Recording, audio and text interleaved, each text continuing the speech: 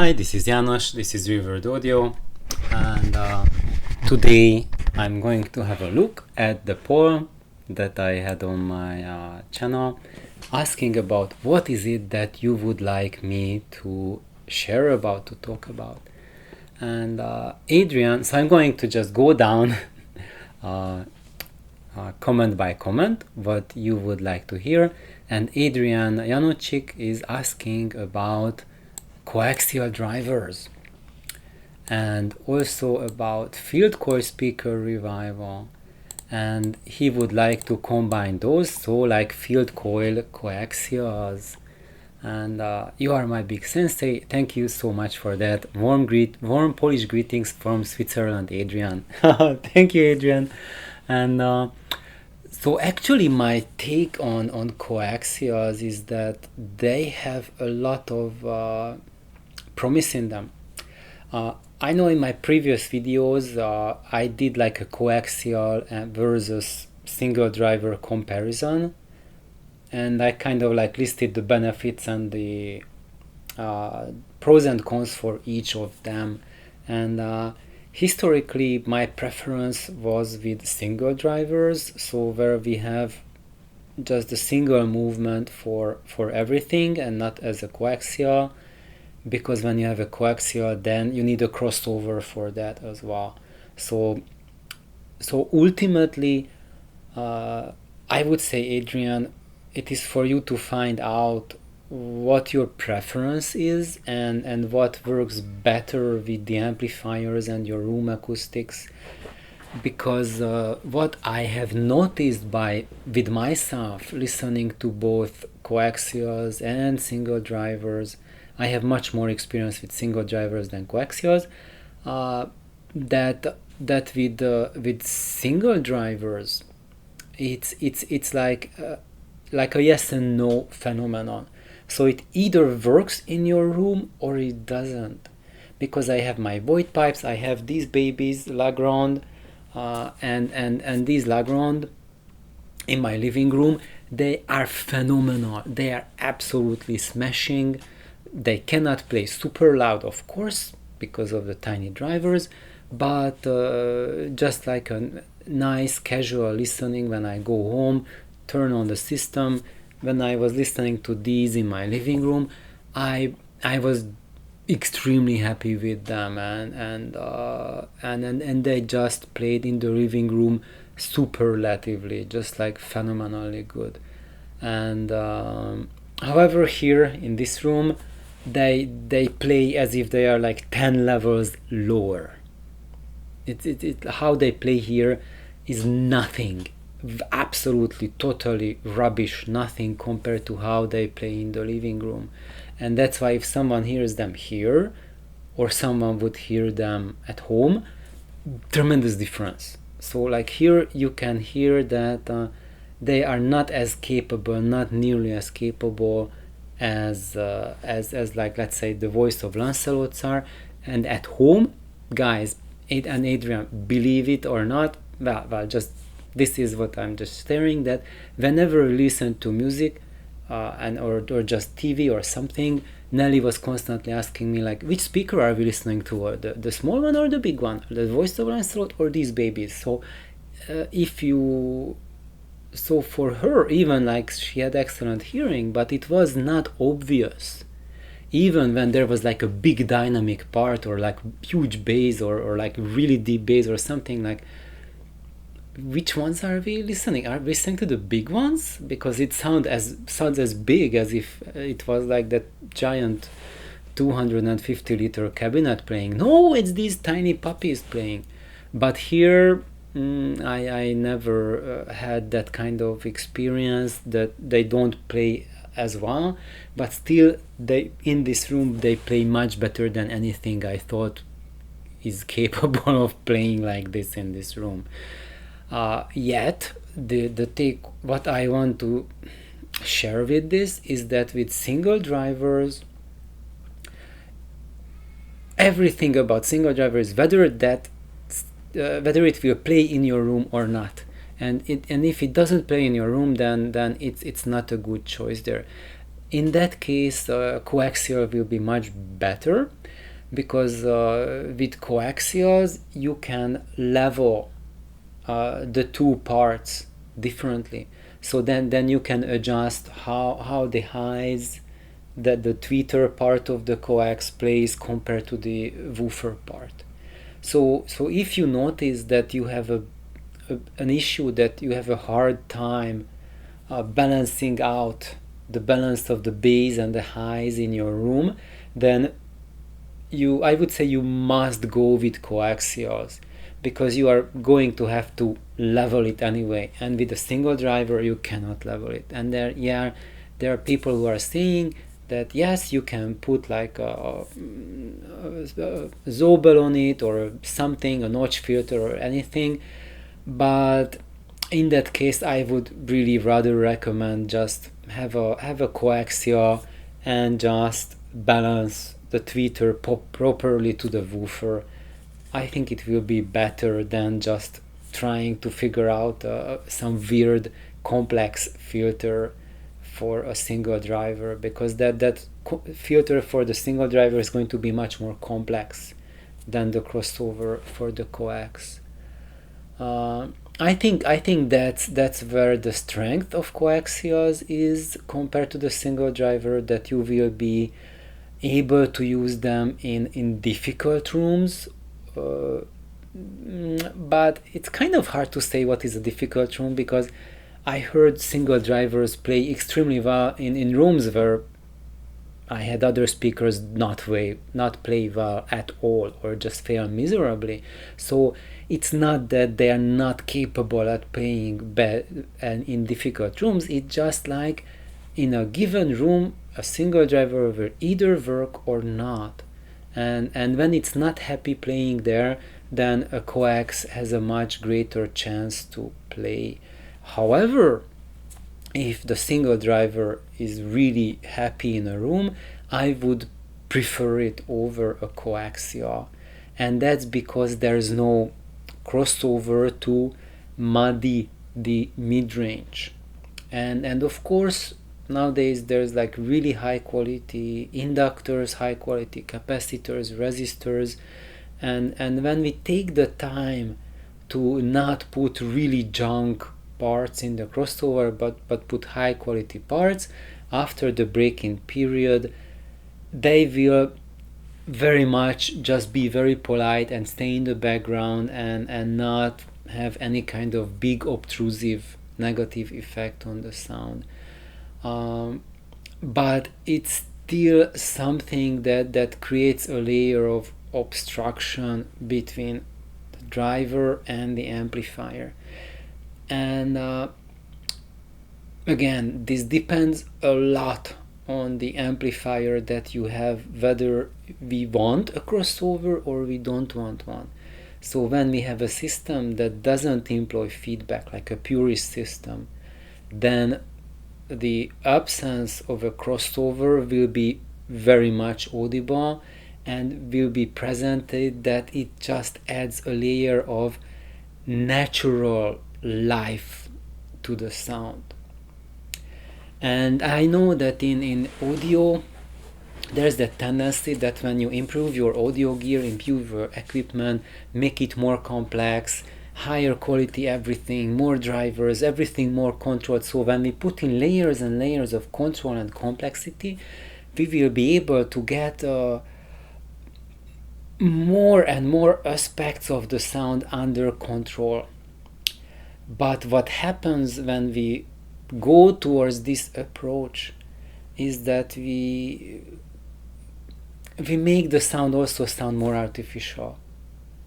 And in my experience, what I have found, if I want to make the sound like really human, that there's no the least amount of gimmicks added to the sound, that's when we go like as pure as possible, as straight path as possible, least amount of control added inside to correct things. So like least amount of corrections. And when you have least amount of corrections, then yes, you will have certain elements appear in the sound that you will think that, oh, this is a limitation compared to another system, because I can hear that at the extremes of the frequency it's like not perfectly phase correct there, or we are just sagging, the output is a couple dB lower, something like that happening.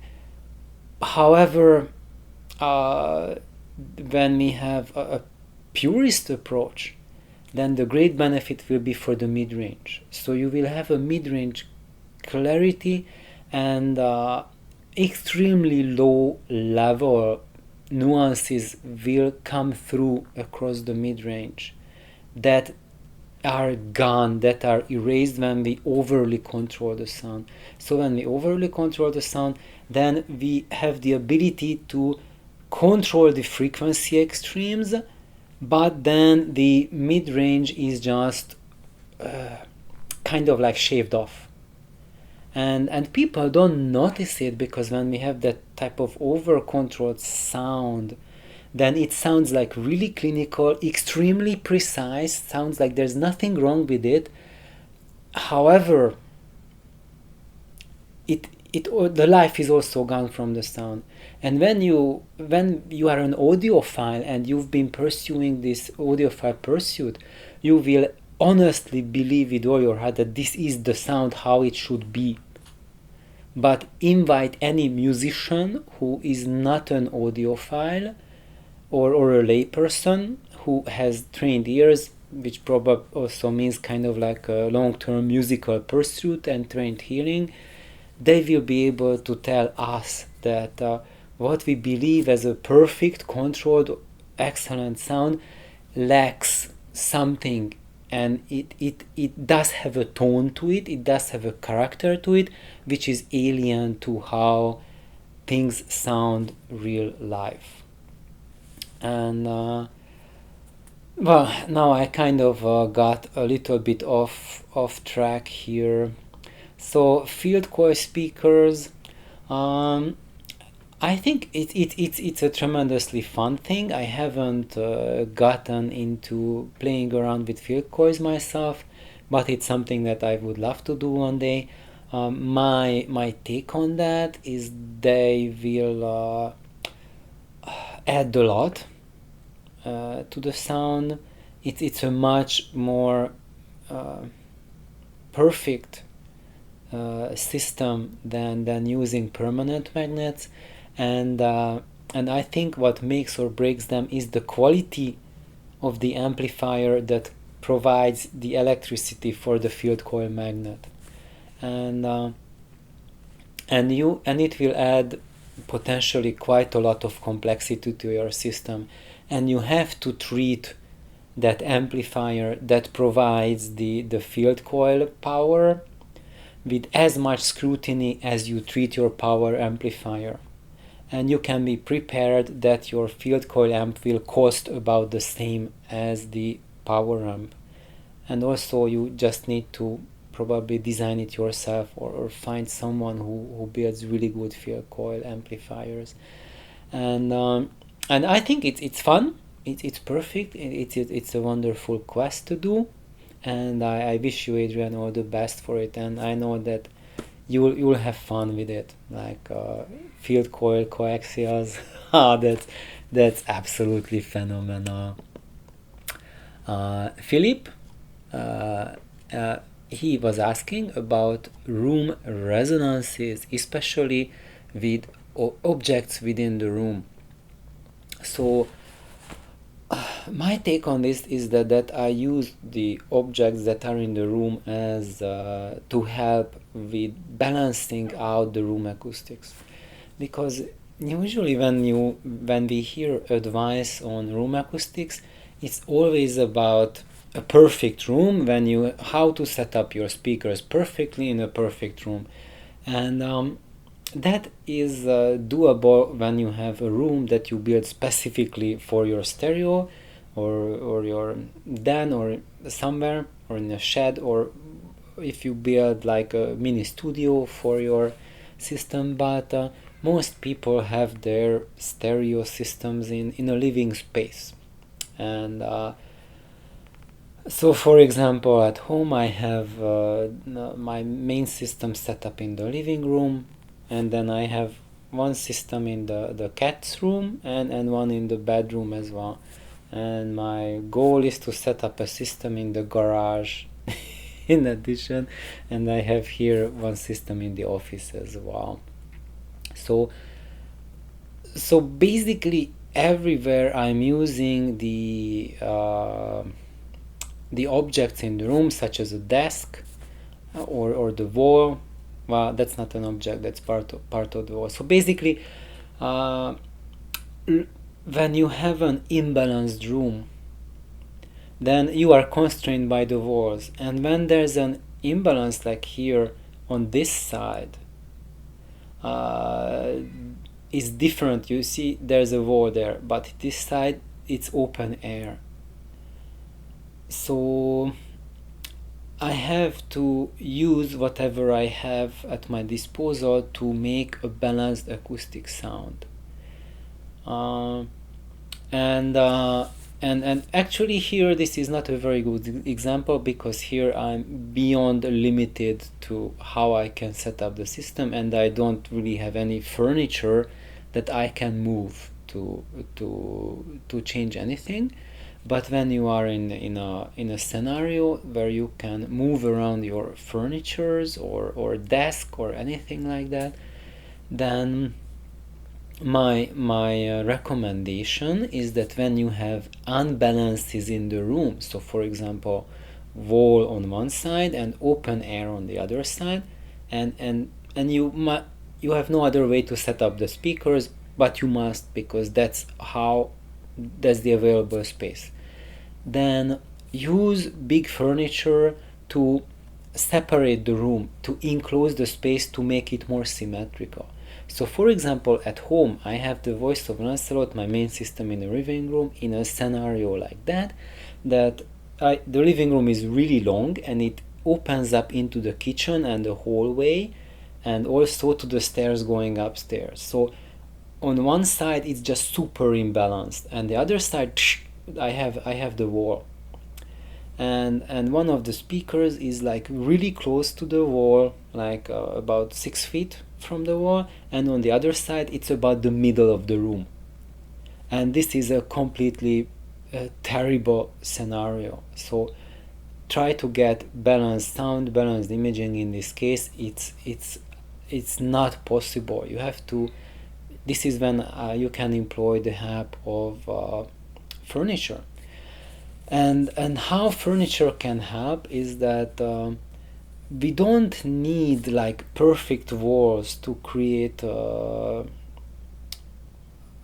balanced sound.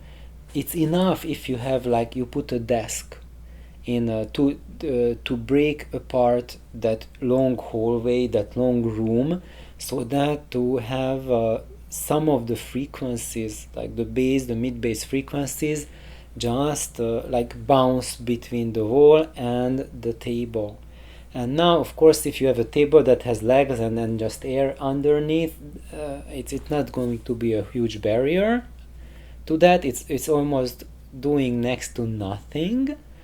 However, what I did there is that Nelly needed a sewing table for her sewing project, and we set up a sewing table for her, and that sewing table is made of boxes, actually boxes of records, and that's really solid, and that is creating the boundary in the middle of the room, so that on one side I have the wall, and on the other side there's that solid table of boxes that's separating the room. And with the addition of that, it really created a balanced area, so that when I sit in the couch or I am between the speakers, it's nice and balanced, and I don't feel that the sound is skewed. I'm not missing out on the bass from that speaker, which is at the center of the room. So basically, when you use these objects in the room, if it's a big object like an armchair or a sofa, then it has the ability to affect mid-bass, go down even in the mid-bass frequencies, and the distance that you put it from a wall, the distance between them, the wavelength and the half wavelength that corresponds to that distance between the wall and your object, it's going to define the frequency down to which that object will help you to support those sound waves. So basically, if you need like mid-bass support, then just give like a couple meters distance and put like big objects on the sides, and like armchairs or a sofa or something like that, and that will help the mid-bass quite significantly. Or if you have too much mid-bass, then just changing the angle. If you have a sofa and it's like really like parallel to how the speaker radiates, and if you just open it up, then it will already allow less the amplification of the mid-bass. So you can play around with how you can tune the sound, and my advice for that is that play around, and sometimes even just like moving it a feet, just like 20-30 centimeters, or changing the angle if it's like a chair or an armchair, because of it's also like a surface. If you just change the angle, you change how it reflects the sound, it will also like change the patterns, change how things sound in the room. And and also of note, if you just get like chairs put in the room, that will affect the sound. And that's also a test, because to what degree will it affect the sound, it's not a given. If the room has a messy sound, so like sound waves bouncing back and forth, and the speakers and the stereo system do not have clarity, so if the signal coming out of the speakers is not clear, not transparent, then moving objects or adding objects will not make it so obvious that things are getting messier, because they're already messy. But when your system is clear, the cleaner it is, then when you do changes with furniture in your room, the bigger impact it will have. And so arranging the furniture and the big objects in your room outside the speakers. So there's like two big things that can happen. Objects that are within, like here, so like between your speakers, and going from behind the speakers to you. So that area, this lane that goes from there to here. If you put something in there, that's going to affect a lot the mid-range and the clarity and the 3D imaging. So that's going to directly impact on the fine qualities of the music. And when we put objects outside the speakers, so not in between but outside, that's going to affect the balance of the sound, how well it integrates with your room. So whatever is outside, it will help with the room integration, and whatever is inside, I would say, like between the speakers and you, do not have anything in the room. Anything that you put in there will be a barrier and will be vastly decreasing the potential of the stereo system. And the further you get along progressing your audio system, the more you will notice that if you put anything, it's going to be bothersome. So like I got to a degree where I noticed that when I had my void pipe setup in my previous place. There, when I just placed a mug, just this size mug between the speakers, like there, I could hear the difference, that the 3D image was already affected by that. So when the system is set up like that well, and everything dialed into the T, then even just such a tiny thing can have already a noticeable effect, and on the overall impact. So I think it is like super duper powerful, and it gives us a lot of control, but also a lot of areas to improve on what we put, where we put, and just be aware. And also another aspect about it is that as you change things in your system, it can be quite dramatic, which is the point between when is it that your system is non-reactive to any of that I can put like not just a mug but maybe an armchair between the speakers and I don't notice anything, and then you do something with your system, and then you can already just put a mug in there, and that's already like, wow, what happened? Oh, I put the mug there, let me take it away. Wow, it sounds different.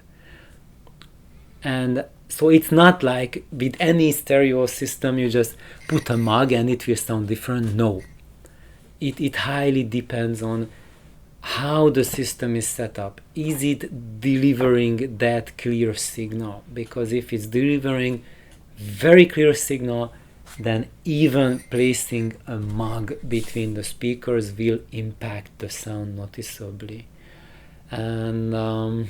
And I would say that this is like a tremendously long journey to explore how objects behave in a room, and it has such a complexity that I would just recommend for everyone to start playing around with it.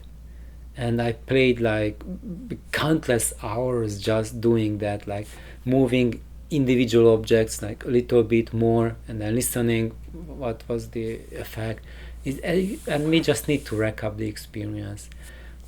So I think these were what I can share roughly about objects in the room.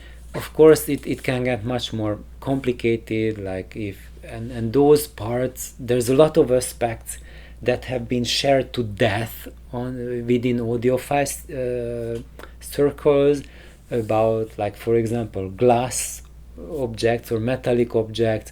They add like harsh resonances.